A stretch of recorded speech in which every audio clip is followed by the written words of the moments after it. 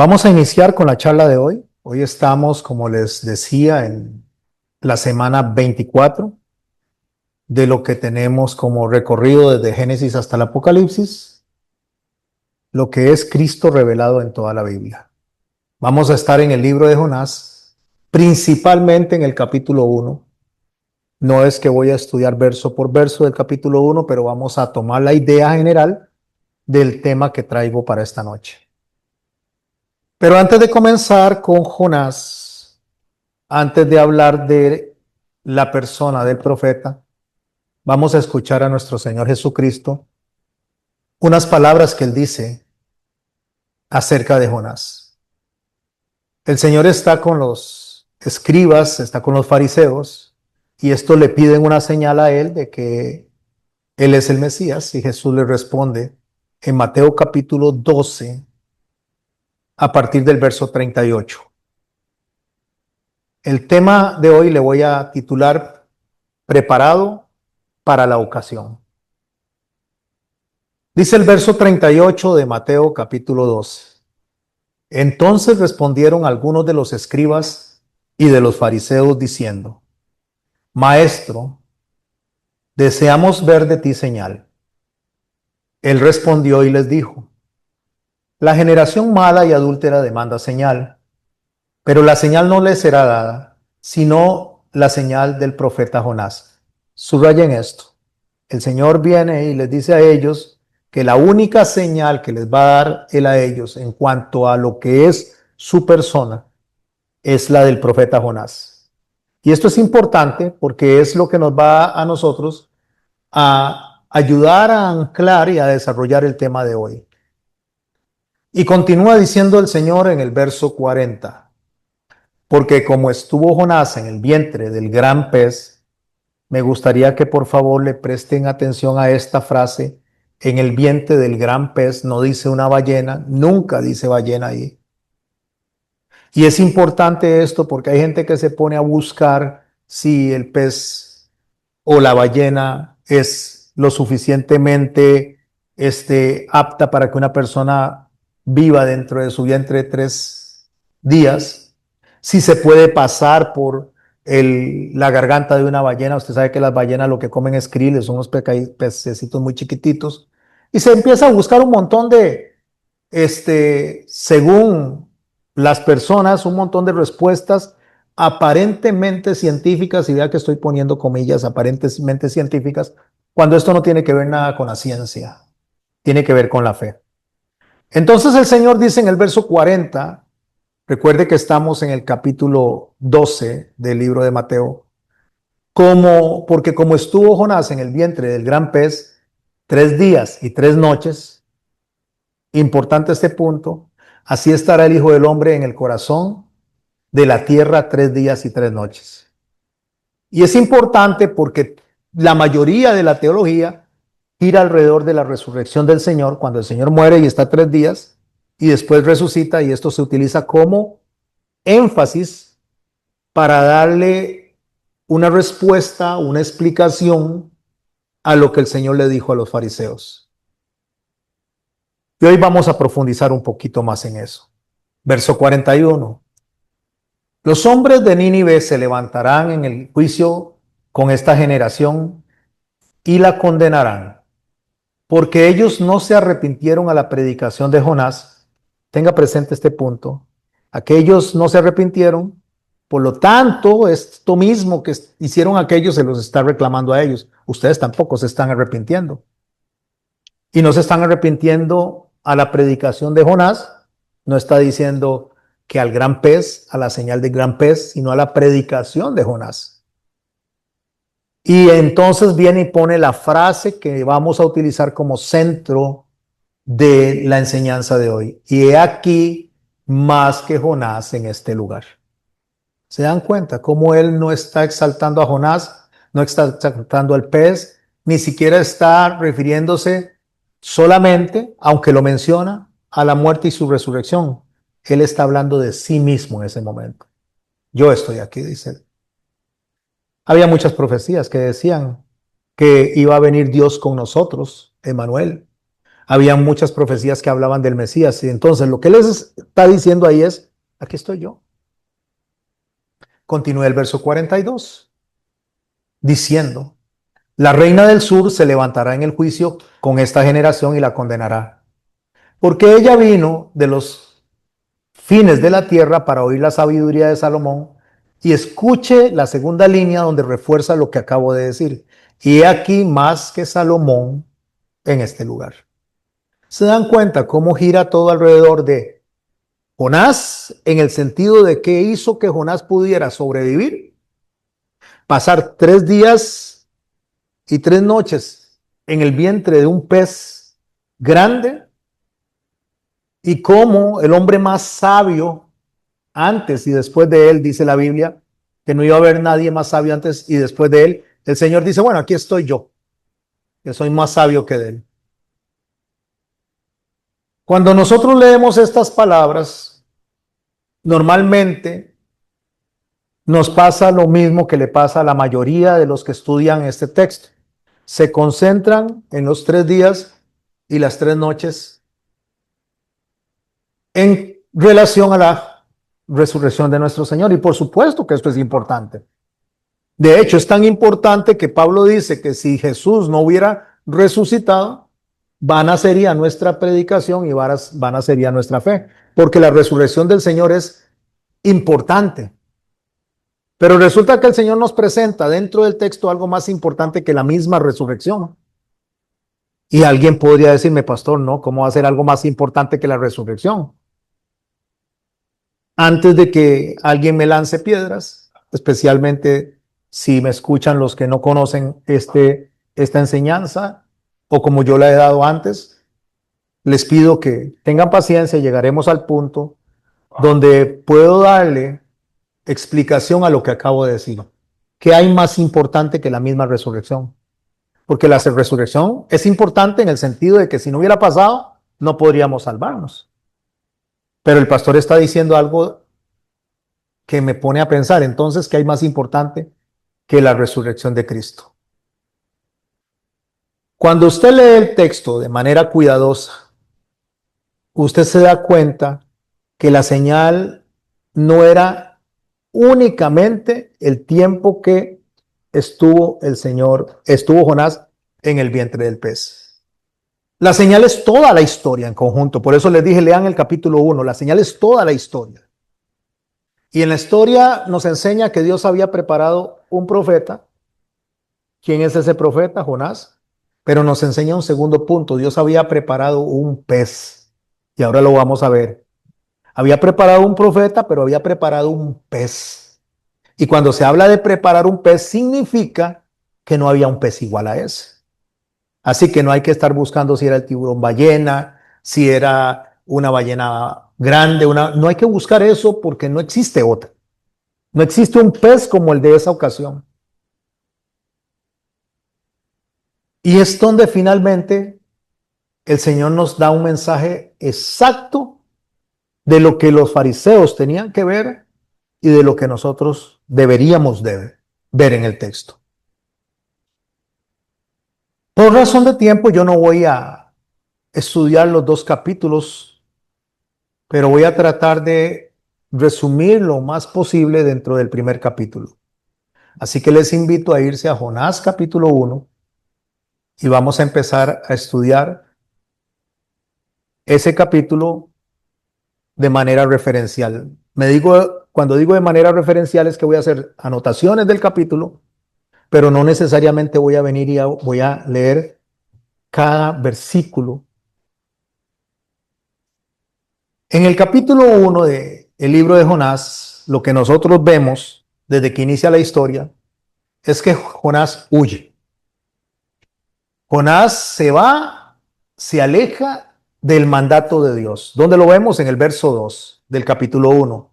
El Señor le dice, levántate y ve a Nínive, aquella gran ciudad, y pregona contra ella, porque ha subido su maldad delante de mí. Pero ¿qué hace Jonás? Jonás, en lugar de irse hacia Nínive, como Dios le había dado la instrucción, cogió hacia el lado contrario. Ahora, Yo sé que muchas personas conocen la historia de Jonás y la han escuchado a la saciedad, pero no podemos suponer que todo el mundo conoce la historia de Jonás en su esencia, o sea, en profundidad.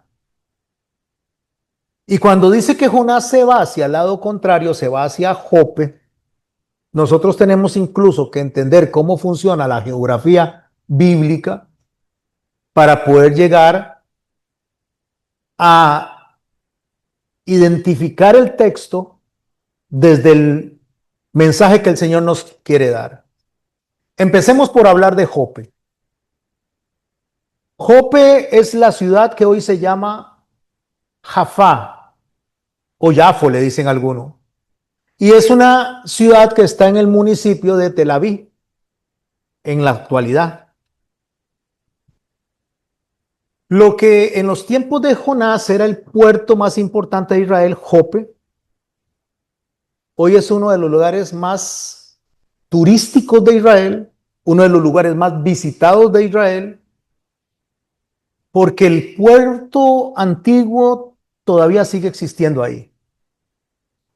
Ya no es como en el tiempo de Jonás, que habían grandes barcos comerciales, grandes personas o muchas personas con embarcaciones pesqueras. No, ahora es más turismo que otra cosa. Y en ese mismo puerto es donde, según Jonás 1:3, Jonás toma un bote para embarcarse rumbo a Tarsis. ¿Desde dónde entonces fue llamado Jonás? ¿Desde Jope? ¿Desde Nínive? ¿Desde dónde fue llamado? Tenemos que preguntarnos eso. Cuando estudiamos la Biblia tenemos que hacerle preguntas a la Biblia. ¿De dónde fue llamado Jonás? Y si yo le pregunto a ustedes, ¿de dónde fue llamado Jonás? ¿Cuál sería su respuesta? Jonás fue llamado, según el texto de Segunda de Reyes, capítulo 14, verso 25, de una aldea muy cercana a Nazaret que se llamaba Yat Hefer. Esa es en la región de Galilea de los gentiles. Y es importante tener claro eso, porque cuando hablamos de Galilea de los gentiles, había muchas profecías que decían que la luz iba a venir al área de los gentiles, a los que habían sido despreciados. Y allí llega Dios y le dice a Jonás, levántate y ve a Nínive. ¿Cuánta distancia hay desde esta ciudad, Yat Hefer, hasta Nínive? Porque tenemos que hacer muchas preguntas para poder entender qué fue lo que pasó ahí. A veces hay personas que dibujan una enseñanza de Jonás y lo ponen a la orilla de la playa, a Nínive prácticamente a la orilla de la playa. Pero desde Yat Hefer hasta Nínive habían aproximadamente entre 850 a 900 kilómetros. No estoy hablándole hasta, hasta Tarsis, o sea, no estoy hablando hasta donde él se fue. Estoy hablando que de ahí, de donde él estaba, donde él fue llamado a ir a predicar a Nínive, había 900 kilómetros.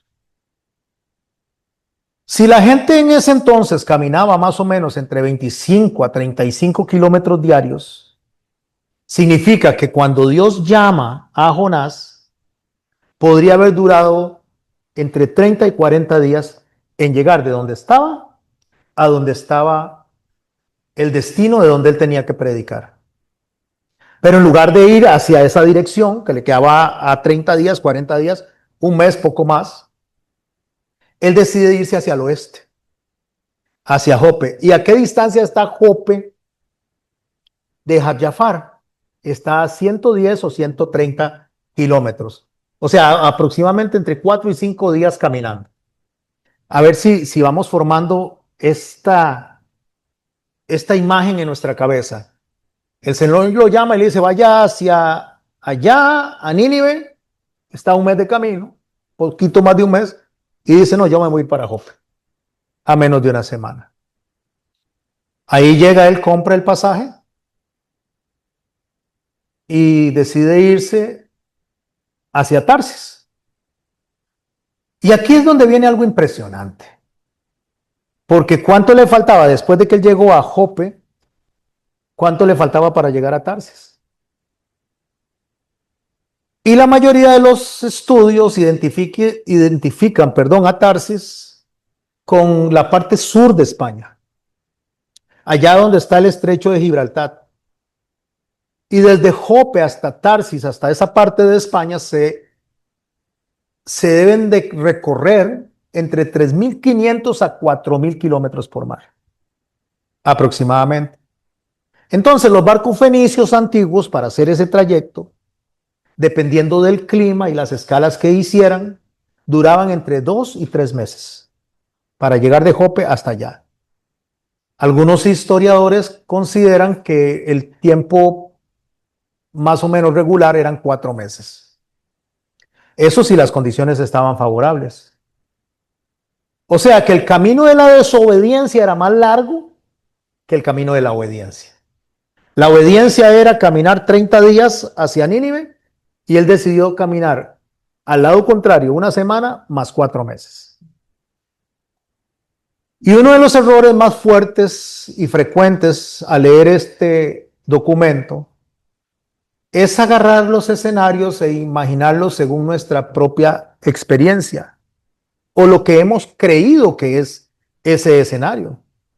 Porque Nínive no era una ciudad costera, como le dije. Nínive estaba allá cerca de lo que era la zona del Tigris, en la región de Mosul, lo que es hoy Irak. Estaba más o menos a unos cientos de kilómetros lejos del mar Mediterráneo, no en el mar Mediterráneo. Así que cuando Jonás es expulsado, jamás va a ser expulsado casi al frente de Nínive, como para que la gente diga esto, escuche, por favor, lo que voy a decir es que donde vieron a Jonás, que era expulsado de una ballena, se convirtieron. No, no lo pudieron haber visto. Si estamos hablando que estaba lejos, estaba a 40 días de Jafar y estaba a 40 días más una semana, o sea, estaba muy lejos de donde fue el expulsado. La gente de Nínive no pudieron haber visto eso. Así que Jonás no solamente estaba tratando de evitar ir a esa ciudad, estaba tratando de alejarse lo más posible de la misión que Dios le había encomendado. Y esto es lo que va a dejarnos esta noche la primera enseñanza. Nosotros nunca debemos de agarrar la Biblia y leerla de manera apresurada. Primero porque no agarramos el mensaje como es. Y segundo porque podríamos estar diciendo cosas que el que sí conoce la geografía, el que sí conoce las distancias y la historia dice, estos cristianos son unos bateadores. Están diciendo cosas que, y por eso la gente no le cree a la Biblia, pero el problema no es la Biblia, es el desconocimiento con lo que se enseña. Y lo peor es que hay mucha gente que ataca al que viene y adquiere conocimiento y le dice es que la letra mata. Entonces prefieren decir un montón de cosas erróneas desde el púlpito que decir una verdad que el conocedor puede venir y recibirla como un mensaje de vida.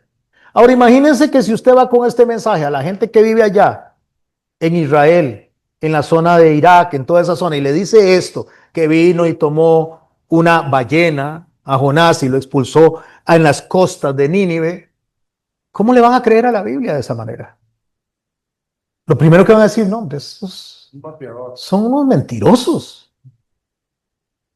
Entonces nosotros tenemos que venir y tenemos que profundizar en la geografía, en la historia, en las costumbres, en los modismos de la época. Porque mis hermanos, tenemos que pensar el público que recibió este mensaje. Y también tenemos que pensar el que está dando el mensaje, en el contexto en que lo está dando. Porque cuando usted y yo, o cualquier estudiante de la Biblia, ignora estos detalles, terminamos construyendo enseñanzas, uno, que el texto no quiso transmitir, y que va a hacer que se alejen los que realmente estudian con consideración el texto. Porque van a decir, estos son unos mentirosos. Ya Jonás toma el barco, se dirige hacia hacia Tarsis. Y ya en el barco, dice el texto que Jehová hizo levantar un gran viento en el mar. O sea, ya va de camino.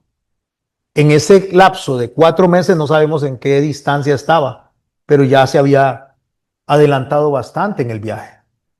El Señor dice que levantó una gran tempestad, tan grande que parecía que la barca se partía. Eso está en el verso 4. Los marineros, que justamente no eran israelitas, ni siquiera eran creyentes, les da miedo. Y cada uno empieza, dice, a clamar a su Dios. Y empiezan a echar todo lo que está en el barco, todos los enseres, para que el barco no se hunda.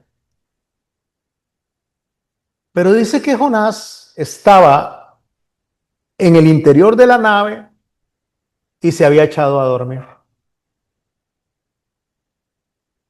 Entonces el jefe, el patrón, el encargado de la nave, se le acerca y le dice: ¿qué tienes, dormilón?, le dice. Levántate y clama a tu Dios, quizá Él tendrá compasión de nosotros y no perecemos. Entonces se dijeron el uno al otro, dice, echemos suertes, dice, para que sepamos por qué causa nos ha venido este mal. Y echaron suertes y la suerte cayó sobre Jonás. Entonces le dicen ellos, decláranos, como le cae la suerte a él, y esa era la forma fenicia de resolver. Entonces le dice, decláranos por qué nos ha venido este mal. ¿Qué oficio tienes?, le dice. ¿Y de dónde vienes? ¿Cuál es tu tierra? ¿Y de qué pueblo eres? Entonces Jonás le da una respuesta a estos hombres fenicios. Soy hebreo, le dice. Temo a Jehová, Dios de los cielos, que hizo el mar y la tierra. Soy hebreo, es cierto. Que teme a Jehová, no es cierto. Que hizo los cielos y la tierra, es cierto. Entonces Jonás lo que hace es excusar su mala acción, su mala actitud con un poquito de verdad, con un poquito de mentira. Pero interesantemente, el verso 10 dice que esos hombres tuvieron un temor en sobremanera y le dijeron, ¿qué cosa? O sea, ¿quiénes tuvieron temor? Ellos. Quien decía tener temor de Jehová no lo tenía, siendo el profeta de Jehová. Pero estos hombres sí tuvieron un temor en gran manera, dice. Y le preguntaron, ¿por qué has hecho esto? Porque ellos sabían que huía de la presencia de Jehová. Pues Jonás se lo había declarado. Entonces le preguntan, ¿qué haremos contigo para que el mar se nos aquiete? Y dice que el mar se iba embraveciendo cada vez más, cada vez más. Entonces Jonás les da una receta, una solución. En el verso 12 lo encuentran, tomadme y echadme al mar, y el mar se os aquietará. Porque yo sé que por mi causa ha venido esta gran tempestad sobre vosotros.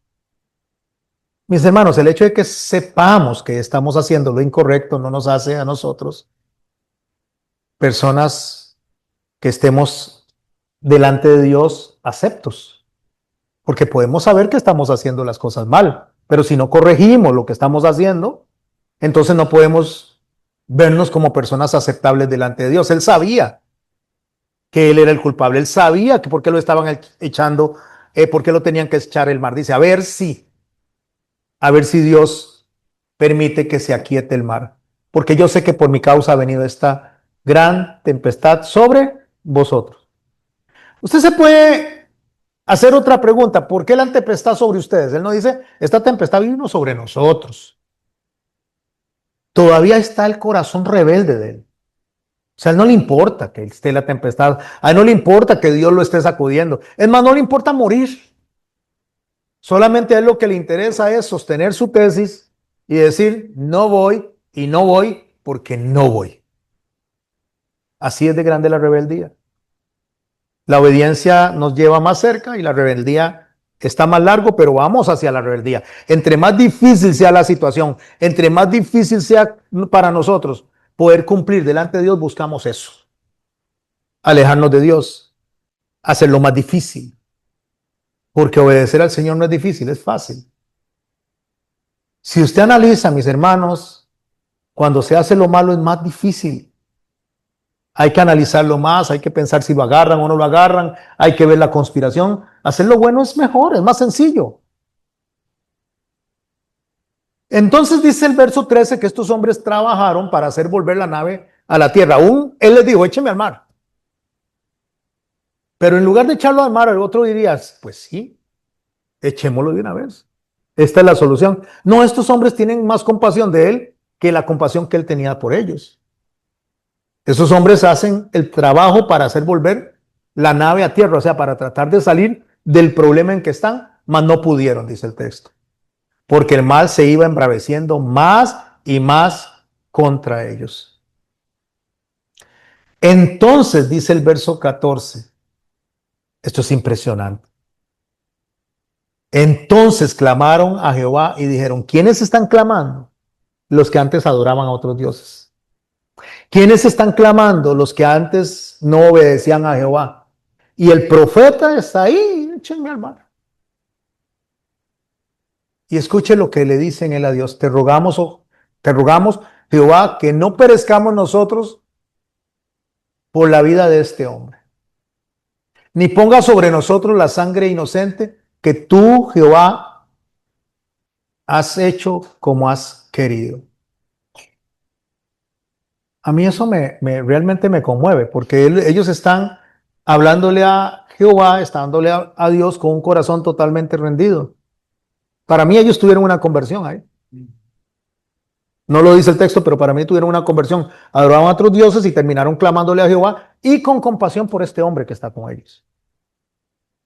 Tomaron a Jonás, verso 15, y lo echaron al mar. Y el mar se aquietó de su furor. Muerto el perro se acaba la rabia, hay un dicho que dice. El mar se tranquiliza. Y temieron ellos, los hombres, aquellos hombres temieron a Jehová con gran temor y ofrecieron sacrificios ¿a quién? A Jehová e hicieron votos. ¿Se da cuenta cómo para mí hay una conversión ahí? Y viene el verso 17 que es la clave de que lo que nos va a conectar a lo que nuestro Señor Jesucristo está diciendo. Jehová tenía preparado un gran pez que se tragase a Jonás. Y la segunda parte que él dice, son dos ideas las que están en el mismo mensaje. El Señor Jesucristo le dice, así como fue con Jonás la señal, es lo único que yo les voy a dar por señal. Así como estuvo Jonás en el vientre del pez, de esa misma manera es que yo les voy a dar la señal. O sea, entonces tomamos esto de que él va a estar muerto y va a resucitar, pero eso solo es una parte de la señal. La primera parte de la señal es el gran pez. El gran pez que se tragó a Jonás. ¿Se acuerdan lo que les dije? Hay algo más grande incluso que la resurrección. Él dijo, hay alguien más que Jonás, alguien más grande que Jonás, alguien más grande que Salomón está acá, refiriéndose a sí mismo. Y la única forma de que ellos pudieran entender que Él es el grande, que Él es el autosuficiente, que Él es el único que podía resucitarse a sí mismo porque Él es Dios, era que vieran la resurrección o se dieran cuenta de la resurrección. Por eso Pablo dice que eso es tan importante para nosotros, porque si Él no hubiera resucitado, entonces para nosotros sería vana la predicación y vana sería la fe. Pero también no debemos de olvidar que también el escritor dice que en nosotros opera algo más fuerte que nosotros, y es el Espíritu Santo. Porque dice que el poder que operó en Cristo para resucitarlo de los muertos, opera en nosotros para salvación. Ahí es donde empiezo a cerrar con la idea. Porque si el Señor Jesucristo no es Dios y no puede levantarse a sí mismo, yo doy mi vida, nadie me la quita, yo la doy y la vuelvo a tomar, no sería Dios. Dígame a alguien que haya resucitado por sí mismo, no existe nadie, ni existirá. Pero el único que puede venir y entregarse voluntariamente a morir y resucitar es Dios. Por eso más grande que la resurrección es el que da la vida. Es aquel que pudo resucitarse a sí mismo a través del Espíritu Santo y puede resucitar a cualquiera. Entonces, cuando Jesús se refiere a esta segunda parte, donde Él está conversando, desarrolla una idea más grande. ¿Por qué desarrolla una idea más grande, mis hermanos y mis hermanas? Porque Él está hablando de sí mismo como la única señal, no del pez como tal de manera individual, sino que aquel pez que fue preparado, dice, para Jonás, aquel único pez que no hay otro antes que él, ni otro después de él, como el que se preparó para Jonás, está al frente de ellos. Como pastor el pez. Sí, porque era único. Me estoy explicando, o sea, lo que fue único para salvar a Jonás es único para salvarlos a nosotros. No hay otro. No hay otro que haya sido dado a los hombres que pueda servirnos como mediador entre Dios y los hombres. Solo Él. Él lo que está diciendo es, yo soy único, soy irrepetible. No va a volver a pasar nunca más.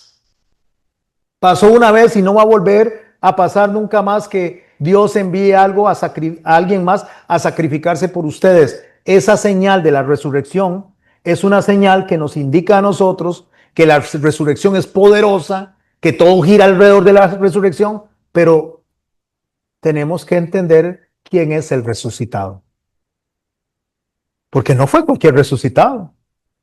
Hay otros que fueron resucitados. Ahí tenemos a Lázaro, tenemos a la hija de Jairo, pero ninguno de esos resucitó ni por sí mismos, ni eran únicos, ni los hacía Dios. Por eso es que cuando él dice, los hombres de Nínive se levantarán en juicio con esta generación y la condenarán, es por una razón, porque se arrepintieron a la predicación de Jonás. ¿Y quién está predicando delante de ellos? El único, el inigualable, el irrepetible, el Dios hecho hombre, el Dios encarnado está delante de ellos y por eso dice alguien más grande que Jonás está en este lugar. También dice que la reina del sur vendrá y los condenará. ¿Por qué? Porque hay algo que se le dijo a Salomón que lo hacía único. ¿Y qué fue lo que se le dijo a Salomón? Cuando él pidió sabiduría en vez de riquezas, que le iban a dar las riquezas y lo que no pidió, mala sabiduría, y que no habría ninguno sabio como él, ni antes ni después. Pero viene el Señor y nos hace ver que él es más sabio que ese hombre, más sabio que Salomón, porque él es único y él es mucho más poderoso. Y cuando digo mucho más, él es el poderoso, pero lo que estoy tratando es de que podamos ver lo que ellos están recibiendo. Porque la mayoría de las personas, mis hermanos y mis hermanas, se quedan detenidos en el pez. Y la Biblia nos está enseñando a nosotros otra cosa. Dios lo había preparado. ¿Qué significa eso? No fue un accidente, no fue una coincidencia, no fue un recurso improvisado. El pez ya estaba preparado ¿para qué? Para ese momento. Cuando Jesús le dice a su madre, cuando ella le dice, vaya y dale, resuélvales el problema en las bodas de Caná del vino que se les había acabado, una de las cosas es que le dice a ella es, todavía no es mi tiempo. Si bien es cierto, el vino hizo el milagro de las bodas de Caná, pero él dijo, todavía no es mi tiempo. Cuando lo quisieron hacer rey, él escapaba. Y había momentos en que lo iban a arrestar y él escapaba, porque no era el tiempo. Así que no es un accidente, no es porque de pronto el Señor se sacó un as debajo de la manga y dijo, esta es la cosa, lo vamos a hacer así porque se nos salió de control. No, ya todo está preparado y era algo que no iba a volver a pasar. Y quiero decirles algo, mis hermanos, así como Dios preparó una planta para Jonás, así como Dios preparó un gusano para que se comiera esa planta, así como preparó un viento recio para que se secara esa planta, Es decir, si analizamos bien, lo que vamos a ver es que nada gira alrededor de Jonás. Todo el libro gira alrededor de ¿quién? De Dios. Dios preparó, Dios salvó, Dios disciplinó, todo gira alrededor de Dios. No fueron circunstancias que aparecieron de pronto. Algo que dice Job, le dice a sus amigos, es que no hay despropósito de Dios en nada de lo que hace. O sea, para Dios y lo que Dios hace siempre tiene propósito. Esto nos conecta a nosotros con las palabras de Pablo, cuando Pablo dice que a los que amamos a Dios, todas las cosas nos ayudan para bien. Y todas las cosas son todas las cosas. Yo no sé por lo que han pasado ustedes, no solo en su vida, sino en el diario vivir. Yo puedo saber lo que me pasa a mí en el diario vivir. Y una vez que nosotros llegamos a la tranquilidad de las emociones, llegamos a la tranquilidad del pensamiento, lo primero que se le viene a uno a la mente, por lo menos en mi caso, es hasta esto ayuda para bien. Y cuando digo hasta esto ayuda para bien es que lo que nosotros vemos negativo y muchas veces acusamos a las personas o acusamos las circunstancias o acusamos el clima, no entendemos que detrás de todo hay un Dios que ya tiene todo escrito. Y no pasa nada, absolutamente nada, que se haya salido de su control. Entonces, deberíamos nosotros analizar cuántas cosas en nuestra vida nosotros le hemos llamado casualidad. O sea, cuántas cosas venimos nosotros y decimos, qué casualidad que nos encontráramos acá. Uy, qué casualidad que cuando iba de camino yo me desvié y entonces en la siguiente calle se derribó un puente. Qué casualidad. Qué casualidad. Mire, llegué en el momento preciso en el cual estaban repartiendo los diarios durante la pandemia y me dieron uno a mí. Qué casualidad. O suerte también, es algo. Qué suerte. Se le asigna la suerte y se le asigna a la casualidad, cuando en realidad Dios tiene todo preparado. ¿Sabe por qué usted está sentado acá? ¿Sabe por qué usted está sentado acá? ¿Por qué usted me está escuchando en casa? ¿Por casualidad? No, porque Dios tiene todo preparado. Tiene preparado lo que nosotros vivimos. Ahora, quiero aclarar algo. No significa que Dios manda el pecado. No significa que Dios dice, ah, bueno, entonces yo voy a mandar esto para que estas personas pequen y entonces yo los tenga que salvar y se tengan que arrepentir. No, no significa eso. Significa que el mal que ya nosotros tenemos en nuestra naturaleza, por la cual nosotros venimos y hacemos cosas en contra de la mente de Dios, ya Dios lo tiene contemplado. Ya Dios tiene la salida, tiene la solución. Así que cuando a nosotros nos pasa algo, mis hermanos, lo menos que deberíamos de estar pensando es, qué torta lo que me pasó. Deberíamos de preguntarnos, ¿qué es lo que viene? ¿Qué es lo que Dios tiene después de esto? Porque Pablo dice que lo que nos viene nos ayuda para bien. Pregúntese cuántas personas han llegado a su vida y cuántas personas se han ido de su vida. Nosotros no tenemos en nuestro entorno las mismas personas con las que crecimos. Devuélvase un poquito a la escuela. Cuando hacían aquellas fiestas del primer amigo, no, el primer amigo, ¿cómo se llama? El mejor amigo. Entonces había que llevar regalitos y se intercambiaban. Pero usted tenía un mejor amigo en la escuela, ¿no? Pregunta, ¿su mejor amigo de la escuela está en el entorno de su vida todavía? Tal vez en algunos sí, pero no en todos. Entonces llegamos al colegio y está la mejor amiga y el mejor amigo. Este es mi mejor amigo y mi mejor amiga. Está en el entorno suyo en este momento. Podría ser que sí, pero la mayoría de las personas no tienen a esa persona especial o que creían especial en ese momento en sus vidas, en sus entornos.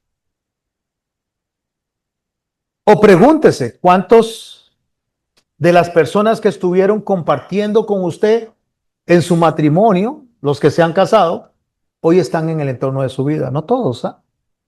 Por eso es que usted ve que hay gente que dice, ay, ¿quieres ser el padrino de mi hija y la madrina? Y le ponen padrinos y madrinas a sus hijos que después ni los vuelven a ver.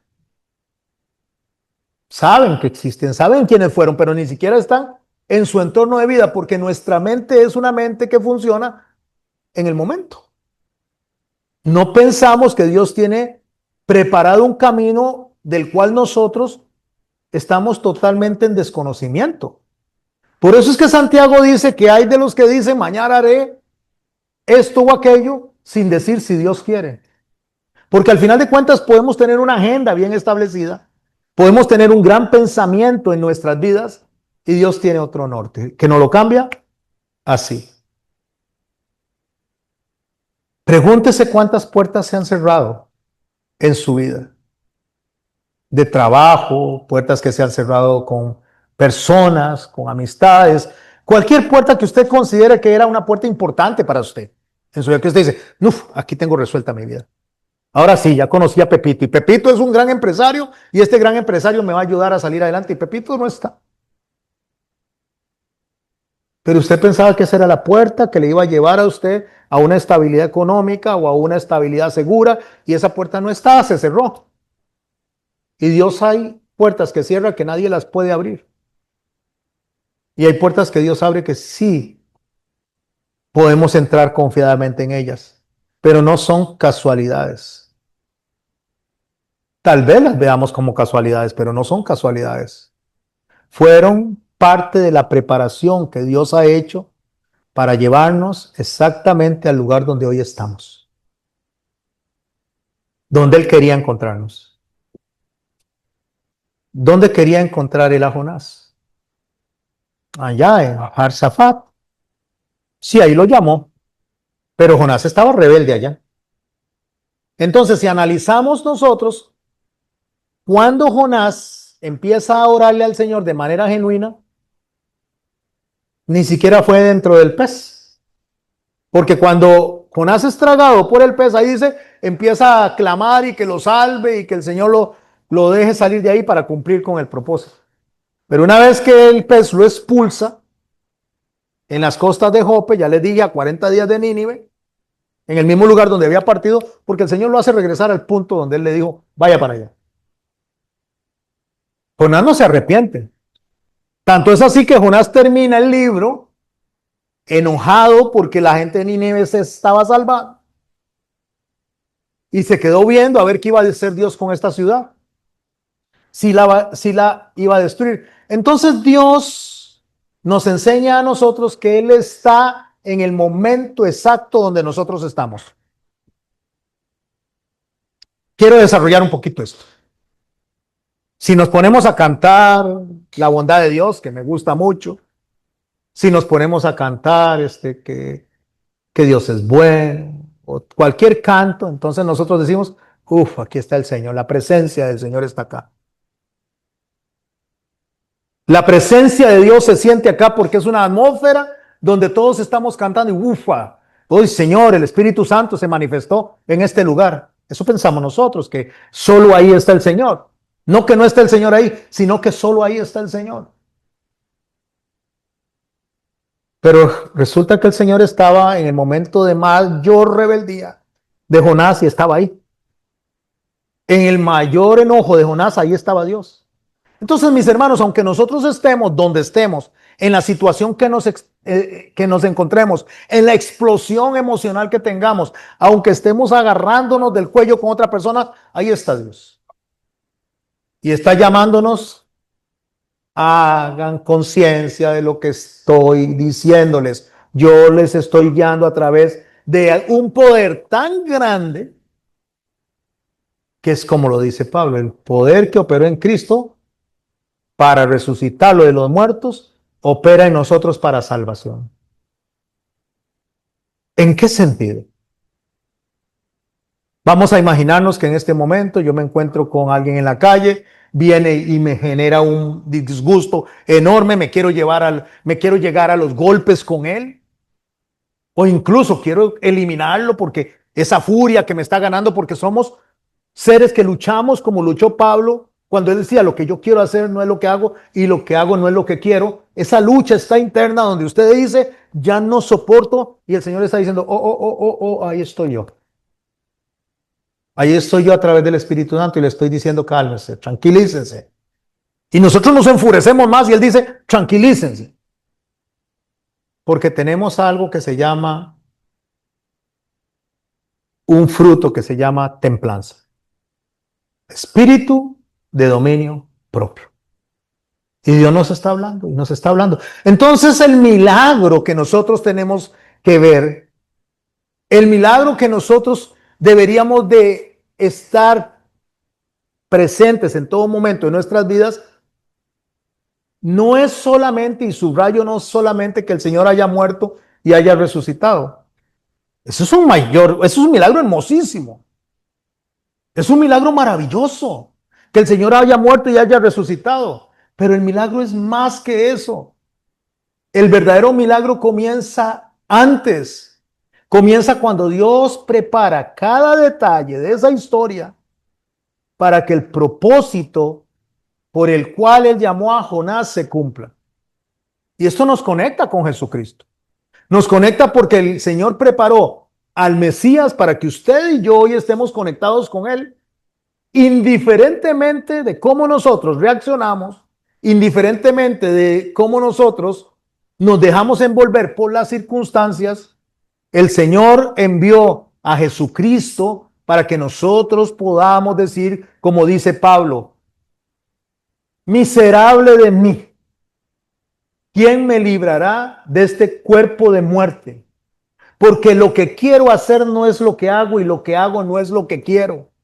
Y termina diciendo, gracias doy a Dios por Jesucristo. ¿Sabe cuál es el milagro, mis hermanos? Que el Señor preparó el camino para Juan el Bautista, que el Señor preparó el camino de la cruz, que el Señor preparó esa tumba, preparó esa resurrección para que Jesús llegara el día que exactamente tenía que llegar. Por eso, mis hermanos, es que Pablo va a decir en Gálatas capítulo 4, verso 4, pero cuando vino el cumplimiento del tiempo, escuche, cuando vino el cumplimiento del tiempo, Dios envió a su Hijo. No un año antes, no un año después. Todo había sido preparado para el momento exacto. Y esa es la gran enseñanza, mis hermanos, que tengo para esta noche. Dios no improvisa. Dios no reacciona por nuestras reacciones. Dios no nos da a nosotros basados en lo que nosotros hacemos. Dios nos manda una misión a nosotros. Dios nos hace un llamado a nosotros. Y a pesar de nosotros, no gracias a nosotros, Él cumple su propósito. Él prepara personas, Él prepara circunstancias, Él prepara oportunidades. Pero sobre todo, mis hermanos, Él prepara los corazones, el suyo y el mío. Porque el mismo Dios que preparó ese pez para rescatar a Jonás, sigue preparando todo lo que necesitamos nosotros para poder cumplir con su propósito. Todo, absolutamente todo. Y póngase a pensar algo. Al final, después de que nosotros pasamos circunstancias negativas, pasamos momentos de explosión, o tal vez pasamos por momentos de pérdida. Estoy hablando de la pérdida de algún ser querido, o pasamos por la pérdida económica, cuando pasamos por una enfermedad. Y al final de cuentas el Señor nos saca y nos levanta de ahí.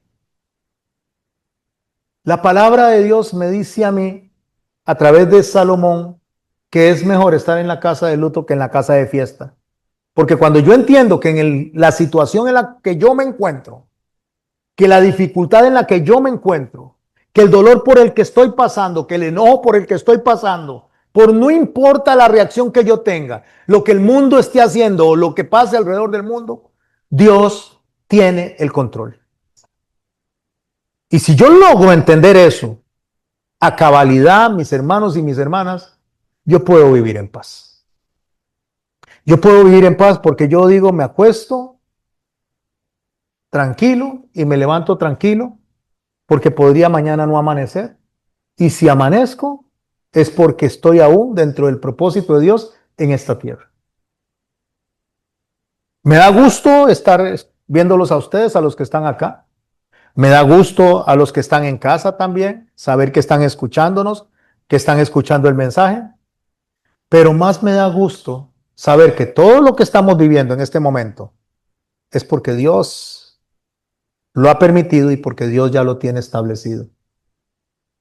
Antes yo tenía la mala conducta, porque lo puedo hacer así, que cuando alguien se iba de mi vida yo me enojaba, en las circunstancias que fueran.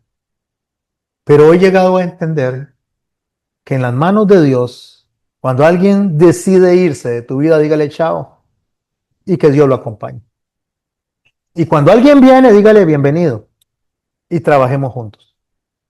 No lamentemos el que se va, gocémonos por el que viene y sepamos que el que se fue va a ir a cumplir otro propósito, aunque vaya a regañadientes. Porque igual que Jonás, cuando estaba ahí al frente, esperando a que Nínive fuera destruido, Dios estaba ahí presente. Dios no se fue, Dios no dijo, me voy Jonás porque sos un berrinchoso. No me voy Jonás porque imagínese, usted, ¿qué ejemplo le está dando a la gente? O sea, este libro no lo voy a dejar en la Biblia. ¿Qué ejemplo le vamos a dar a la gente? No, Dios dijo, demos este libro para que vea que no es porque Jonás haya sido muy bonito, ni porque Salomón haya sido muy sabio. Todo lo que ustedes viven, todo lo que ustedes son, todos los que ustedes han dejado, no es ni por ningún ser humano ni por nosotros mismos. Es porque el Señor, que merece toda gloria y toda honra, nos ha permitido vivir el día a día. ¿Cuántos dicen amén? Padre. Antes que hablar el hombre, ya la historia caminaba. Antes que alzara su nombre, Dios sobre todo reinaba. Ya existían los pueblos, sus heridas y su andar, sus batallas, sus caminos, su manera de llorar. Y después que pase el hombre, con su silla y su poder, seguirán las naciones, viendo otro día nacer. Porque nadie es fundamento de la historia universal. Solo Dios sostiene el tiempo, solo Él reina al final. Sin mí, dice el soberbio, nada puede continuar. Pero el cielo le responde, sin Dios nada puede estar. Los imperios se levantan, los gobiernos pasarán, pero el trono que es eterno, solo Dios lo ocupará. Hubo un rey sobre un palacio que miró su majestad y dijo, yo hice todo, yo levanté esta ciudad. Pero mientras esas frases de su boca descendían, desde el cielo una sentencia su grandeza estremecía. No fue malo administrar lo que Dios le permitió. Lo terrible fue pensar que la gloria era de Él y no de Dios. Se creyó causa y sustento, se creyó principio y fin, y olvidó que todo mando es prestado aquí. Sin mí, dice el soberbio, nada cielo le responde: sin Dios nada puedes dar. Los imperios se levantan, los gobiernos pasarán, pero el trono que es eterno, solo Dios lo ocupará. Un presidente no es Dios, un diputado no es Dios, un imperio no es Dios, una nación no es Dios. Un juez no ocupa su trono, un pastor no es salvador. Ningún hombre sobre la tierra puede usurpar su honor. Los cargos duran un tiempo, las cámaras se apagarán, los aplausos se terminan, las mayorías pasarán, pero Dios sigue reinando. Él levanta y derribará, al humilde da su gracia, al soberbio humillará. Que tiemble todo gobierno, que tiemble toda autoridad, que tiemble el que habla alto, olvidando la verdad. Porque antes de la caída, la altivez suele marchar, y antes del quebrantamiento, la soberbia suele hablar. Sin mí, dice el soberbio, nada puede continuar, pero el cielo le responde: sin Dios nada puede estar. Nada somos, nada tenemos, nada podemos sostener. Si Dios no guarda la casa, vano es quererla proteger. Que Dios libre a las naciones de líderes sin humildad, que nos libre de ese espíritu que se roba su lugar. Porque al final solo hay un trono, solo una eterna majestad, y no está ocupado por hombres. Dios reina en autoridad.